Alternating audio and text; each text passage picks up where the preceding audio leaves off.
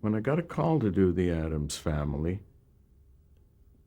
I thought, what is it they're doing? And David Levy, the executive producer who created it, he explained he really was just basing it. They based it on the Charles Addams characters, and which I was very familiar with because I loved the New Yorker and would read, see those all the time, and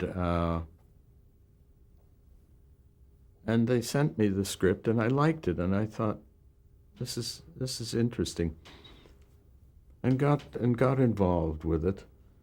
I remember we had trouble casting the large, 6'8" Richard Keel. Actually, met any number of actors, and I just wasn't happy in the casting. And one day, the casting person, I forget who it was, remembered somebody who had come from Texas, I think, 6 months or earlier, and he dug into his files and he brought out this picture, and I said, that looks perfect.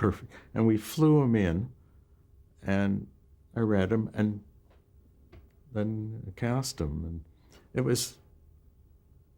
worked very well, because actually then I worked with him again in a film in Silver Streak, Richard,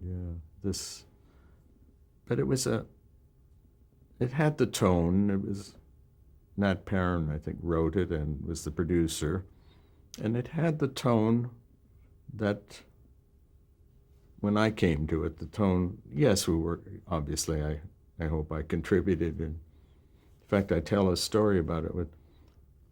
When we were filming that pilot, I tell this to students when I'm at colleges, I tell them sometimes, I rehearsed a scene and rehearsed it, and then put it, worked it out once we got it rehearsed and set up the camera shot and everything. And it was a reasonably complicated master shot.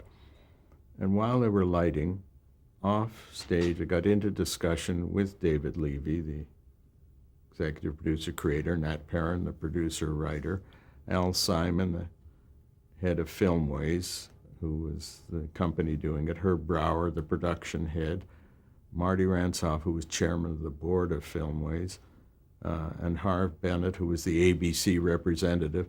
We got into a discussion about the little girl's character, not to do with the scene we were doing, just overall, just talking about whether we could do something that would enhance or do it.